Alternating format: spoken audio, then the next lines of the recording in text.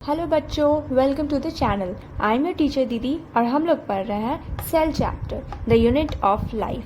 तो आज हम लोग पढ़ेंगे सेल थ्योरी के बारे में और सेल के कुछ फीचर्स के बारे में, जिसमें हम लोग पढ़ेंगे प्लाज्मा मेम्ब्रेन और सेल मेम्ब्रेन। तो अभी हम लोग सबसे पहले पढ़ेंगे सेल थ्योरी। सेल थ्योरी जो है वो दो साइंटिस्ट ने मिलके दिया था। एक थे शिल्डन जो कि एक जर्मन बॉटनिस्ट थे और एक थे स्वान जो कि एक ब्रिटिश जूलॉजिस्ट थे। इन दोनों ने अलग अलग एक्सपेरिमेंट किया था और इसलिए इनका ऑब्जर्वेशन अलग था, लेकिन इन्होंने मिलाकर जो थ्योरी दिया, जो हाइपोथेसिस दिया, उसे हम लोग कहते हैं सेल थ्योरी। तो शिल्डन जो थे वो जर्मन बॉटनिस्ट थे, इसलिए उन्होंने प्लांट सेल को ऑब्जर्व किया था और प्लांट सेल को ऑब्जर्व करने के बाद, एग्जामिन करने के बाद, उनका जो ऑब्जर्वेशन था वो ये था कि प्लांट सेल जो होता है वो डिफरेंट टाइप ऑफ सेल से फॉर्म होता है, जिन्हें हम लोग कहते हैं टिश्यू। और जो जो स्वान थे, उन्होंने एनिमल सेल को जब ऑब्जर्व किया तो ये बताया कि जो एनिमल सेल होते हैं उनके आउटसाइड एक कवरिंग होता है जिसे हम लोग प्लाज्मा मेम्ब्रेन बोलते हैं। और जब उन्होंने प्लांट सेल को ऑब्जर्व किया तो उन्होंने ये बताया कि प्लांट सेल के पास एक यूनिक कैरेक्टरिस्टिक होता है, यूनिक फीचर होता है जो कि उन्हें एनिमल सेल से डिफ्रेंशिएट करता है, जो होता है सेल वॉल। अभी तक हम लोगों ने पढ़ा कि सेल थ्योरी किसने दिया है और किसके क्या ऑब्जर्वेशन है। तो सेल थ्योरी दो साइंटिस्ट ने दिया है, एक है शिल्डन, एक है स्वान। सेल थ्योरी में 3 टेनेट्स दिए गए थे। इसका मतलब है सेल थ्योरी में 3 कोर स्टेटमेंट्स हैं। ऐसे तो सेल थ्योरी एक पॉस्टुलेट है जिसमें इनके अंदर इनका अपना एक अलग एक्सप्लेनेशन है, लेकिन अगर हमारे एग्जाम में आता है कि सेल थ्योरी बताओ क्या होता है, तो हमें ये 3 स्टेटमेंट लिखने होंगे। पहला है all organisms are composed of cells and product of cells. Second is cell is the unit of life, और इसको हम ऐसे भी लिख सकते हैं, cell is the basic structure of life. और जो थर्ड स्टेटमेंट है वो ये है all cell arise from pre existing cell. इस स्टेटमेंट को रुडोल्फ वर्चो ने दिया था। सेल थ्योरी का जो थर्ड टेनेट था उसमें 3 टेनेट्स थे, जिसका थर्ड टेनेट था all cell arise from pre existing cell. ये स्टेटमेंट दिया हुआ था रुडोल्फ वर्चो का, जो कि एक फिजिशियन थे। रुडोल्फ वर्चो एक फिजिशियन थे। उन्होंने अपने ऑब्जर्वेशन की बेसिस पे ये बोला था कि सेल जो होते हैं वो डिवाइड करते हैं और न्यू सेल का फॉर्मेशन होता है। इसी को उन्होंने बोला था ओमनीज सेलुला ई सेलुला, जिसका मतलब होता है all cell arise from pre existing cell. तो लेकिन इसके बावजूद भी जब भी हम लोग सेल थ्योरी का बात करते हैं कि इसको प्रपोज किसने किया था, तो इसमें रुडोल्फ वर्चो का नाम हम लोग नहीं लिखते हैं। सेल थ्योरी को सिर्फ 2 ही साइंटिस्ट प्रपोज किए थे, जो एक थे स्वान और एक थे शिल्डन। तो यहाँ तक हम लोग का सेल थ्योरी कंप्लीट हुआ। तो अब हम लोग सेल के फीचर्स के टुवर्ड्स मूव करेंगे, जिसमें हम लोग सबसे पहले पढ़ेंगे प्लाज्मा मेम्ब्रेन। ये क्लास 11th का NCERT बायोलॉजी बुक है और यहाँ पे ये एनिमल सेल का डायग्राम है। इस एनिमल सेल में हम लोग सबसे पहले पढ़ेंगे प्लाज्मा मेम्ब्रेन, जो कि एक सेल का आउटर कवरिंग होता है। ये सारे सेल में प्रेजेंट होता है। यहाँ एनिमल सेल है, इसमें भी यहाँ देखिए प्लाज्मा मेम्ब्रेन है, और यहीं पे ऊपर साइड में प्लांट सेल का डायग्राम दिया है, इसमें भी प्लाज्मा मेम्ब्रेन होता है आउटर कवरिंग। इसके बाहर भी होता है cell wall, but plasma membrane इसमें भी होता है, प्लांट सेल में भी, एनिमल सेल में भी। तो इससे हम लोग का ये कंक्लूजन हम लोग ड्रॉ करते हैं कि प्लाज्मा मेम्ब्रेन जो, चाहे वो एनिमल सेल हो या प्लांट सेल हो या फिर दुनिया का कोई भी सेल हो, बैक्टीरियल सेल हो, फंजाई हो, कोई भी सेल हो, प्लाज्मा मेम्ब्रेन जो है वो यूनिवर्सल है। किसी भी सेल का आउटर कवरिंग प्लाज्मा मेम्ब्रेन होता ही होता है। इसके अलावा भी बाकी कुछ हो सकता है, बट प्लाज्मा मेम्ब्रेन होगा ही होगा। तो अब हम लोग पढ़ेंगे प्लाज्मा मेम्ब्रेन के बारे में, जिसको कि हम लोग सेल मेम्ब्रेन भी बोलते हैं। प्लाज्मा मेम्ब्रेन एक सेमी परमिएबल मेम्ब्रेन है, जिसको कि हम लोग सेलेक्टिवली परमिएबल मेम्ब्रेन भी बोल सकते हैं। क्यों? क्योंकि ये सारे सब्सटेंसेस का ट्रांसपोर्टेशन इसके थ्रू नहीं करवाता है।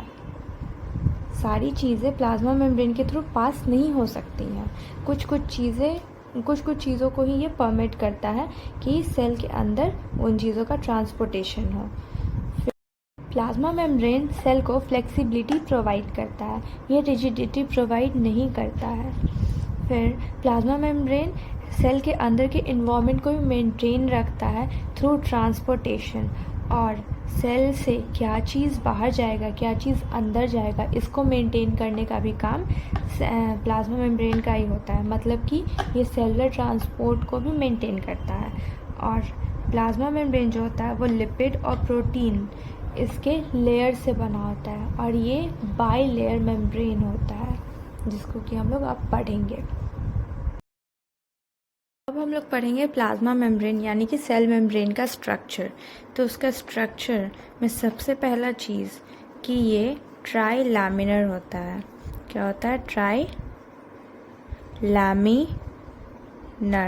इसका मतलब है जो प्लाज्मा मेम्ब्रेन होता है उसमें 3 लेयर होता है। 3 लेयर कैसे? एक होता है आउटर लेयर, एक होता है इनर लेयर, और इसके बीच में ये होता है मिडिल लेयर। आउटर लेयर जो होता है वो भी प्रोटीन का होता है, इनर लेयर जो होता है वो भी प्रोटीन का होता है, और जो मिडिल लेयर होता है वो फॉस्फोलिपिड का बाई लेयर होता है। फॉस्फोलिपिड का बाई लेयर होता है।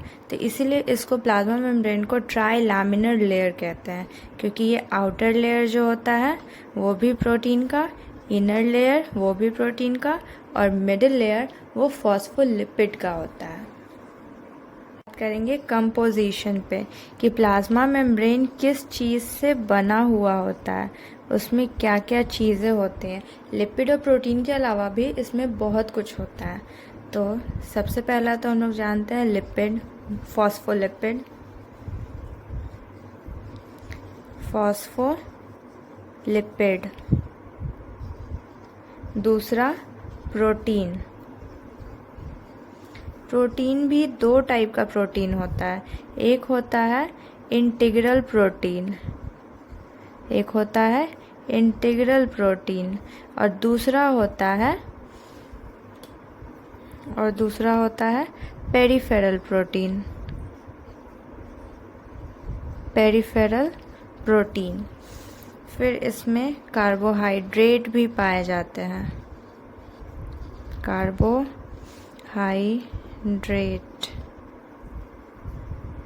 प्लाज्मा मेम्ब्रेन का जो स्ट्रक्चर होता है इसमें लिपिड बाई लेयर फाउंड होते हैं। लिपिड बाई लेयर का मतलब ये है, फॉस्फोलिपिड बाई लेयर, कि ये बाई लेयर मतलब 2 लेयर, और फॉस्फोलिपिड ये जो स्ट्रक्चर है इसको हम लोग बोलते हैं फॉस्फोलिपिड। क्या बोलते हैं? फॉस्फोलिपिड। इसका 2 एंड होता है, एक होता है हाइड्रोफोबिक एंड, एक होता है हाइड्रोफिलिक एंड। इसका 2 एंड होता है, एक होता है हाइड्रोफोबिक एंड, इनर जो होता है वो होता है हाइड्रोफोबिक एंड, और बाहर जो होता है ये होता है हाइड्रोफिलिक एंड। इसलिए इसको लिपिड बाई लेयर कहते हैं, क्योंकि इसमें फॉस्फोलिपिड का 2 लेयर प्रेजेंट होता है, आउटर, और ये जो सर्कुलर जो बाहर में प्रेजेंट होता है, बाहर जो साइड मेम्ब्रेन के बाहर को फेस कर रहा है सेल को, और बाहर में आउटर इन्वायरमेंट को फेस कर रहा है, वो होता है हाइड्रोफिलिक एंड, और जो साइड अंदर में मेम्ब्रेन के मिडिल पोर्शन को फेस कर रहा है उसको कहते हैं हाइड्रोफोबिक एंड। फॉस्फोलिपिड के बाई लेयर के साथ ही इंटीग्रल प्रोटीन होता है। इंटीग्रल प्रोटीन जो होता है वो लार्ज साइज़ का प्रोटीन होता है जो कि लिपिड बाई लेयर के बीच में एम्बेडेड होता है। मतलब लिपिड बाई लेयर ऐसे पूरा प्लाज्मा मेम्ब्रेन में फैला हुआ होता है, लेकिन इंटीग्रल प्रोटीन ऐसे बीच बीच में कहीं कहीं पाया जाता है। ये एक लार्ज साइज प्रोटीन होता है जो कि लिपिड बाइलेयर जो है, फॉस्फोलिपिड बाइलेयर, उसके बीच में इंटीग्रेटेड होता है इनके साथ में। इसे कहते हैं इंटीग्रल प्रोटीन। इसे कहते हैं इंटीग्रल प्रोटीन। इसी के साथ एक और प्रोटीन होता है जो कि इसी में पाया जाता है, वो होता है पेरिफेरल प्रोटीन, जो कि एम्बेडेड होता है, एम्बेडेड होके दोनों साइड में निकला हुआ होता है। इसको कहते हैं पेरिफेरल प्रोटीन। और इसी प्रोटीन के ऊपर में कार्बोहाइड्रेट या जिसको शुगर कह सकते हैं, उसका चेन प्रेजेंट होता है। प्लाज्मा मेम्ब्रेन के इसी स्ट्रक्चर को समझाने के लिए एक मॉडल दिया गया जिसको हम लोग कहते हैं फ्लूइड मोज़ाइक मॉडल, जिसको हम लोग अब पढ़ेंगे। अब हम लोग पढ़ेंगे फ्लूइड मोज़ाइक मॉडल। उससे पहले हम लोग जानेंगे कि इसका नाम फ्लूइड मोज़ाइक मॉडल क्यों पड़ा। तो फ्लूइड का मतलब लिक्विड होता है। तो अकॉर्डिंग टू दिस मॉडल, जो इंटीग्रल प्रोटीन होता है प्लाज्मा मेम्ब्रेन में, इंटीग्रल प्रोटीन वो फ्रीली फ्लोट करता है अराउंड लिपिड बाइलेयर, और ऐसा लगता है इससे जैसे वो लिक्विड में फ्लोट कर रहा है, इसीलिए फ्लूइड। और मोज़ाइक एक टाइप का आर्ट होता है या पैटर्न होता है, जिसमें छोटे छोटे स्टोन्स को मिला के एक टाइप का पिक्चर या कोई ग्राफिक्स पैटर्न ड्रॉ करते हैं हम लोग। तो और जब इसको स्टडी किया गया अंडर माइक्रोस्कोप, तो इसी टाइप का स्ट्रक्चर देखा गया, इसीलिए इस मॉडल का नाम फ्लूइड मोज़ाइक मॉडल रखा गया। अब इसके अकॉर्डिंग क्या होता है, ये मॉडल क्या कह रहा है कि फॉस्फोलिपिड बाइलेयर जो है उसमें प्रोटीन फ्रीली फ्लोट कर रहा है उसके अराउंड। यहाँ पर हम लोगों ने फ्लूइड मोज़ाइक मॉडल कंप्लीट किया।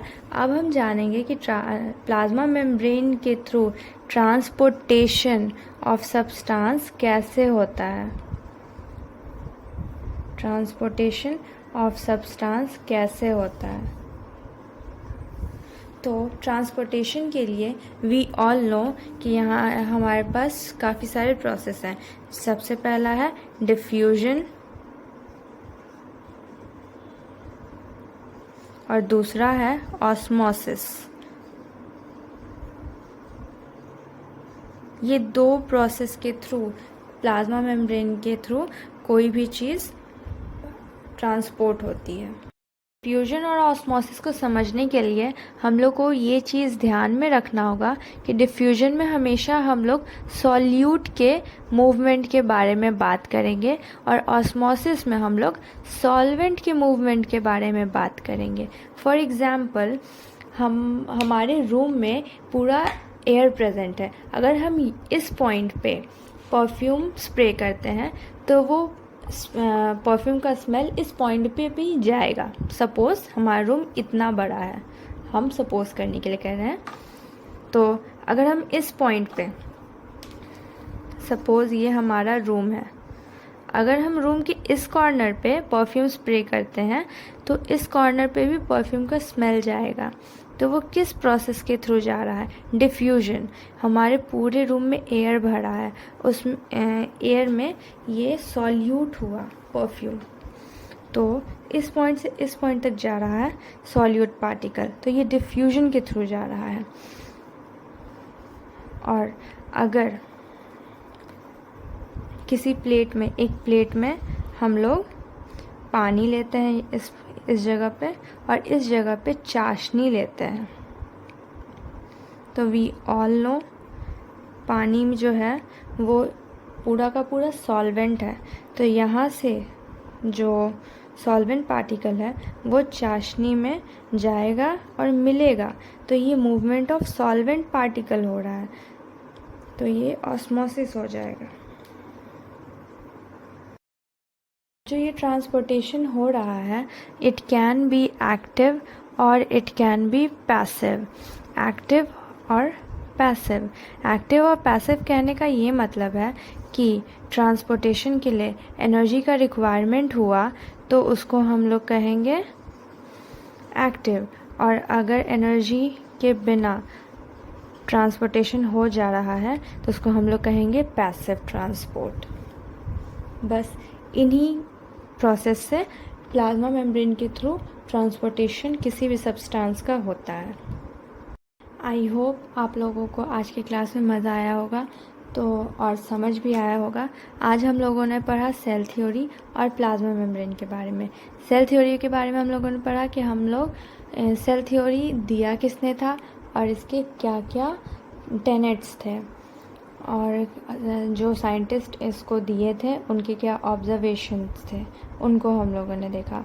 फिर हम लोगों ने पढ़ा प्लाज्मा मेम्ब्रेन के बारे में, इसका कंपोजिशन, फ्लूइड मोज़ाइक मॉडल पढ़े, इसका स्ट्रक्चर कैसा होता है वो पढ़े, इसमें ट्रांसपोर्ट किस किस प्रोसेस के थ्रू होता है वो पढ़े। तो आई होप आज का क्लास आपके लिए हेल्पफुल रहा। अगर कोई भी डाउट है तो प्लीज़ कमेंट डाउन बिलो, हम उसको आगे की क्लास में कवर करेंगे। Thank you so much.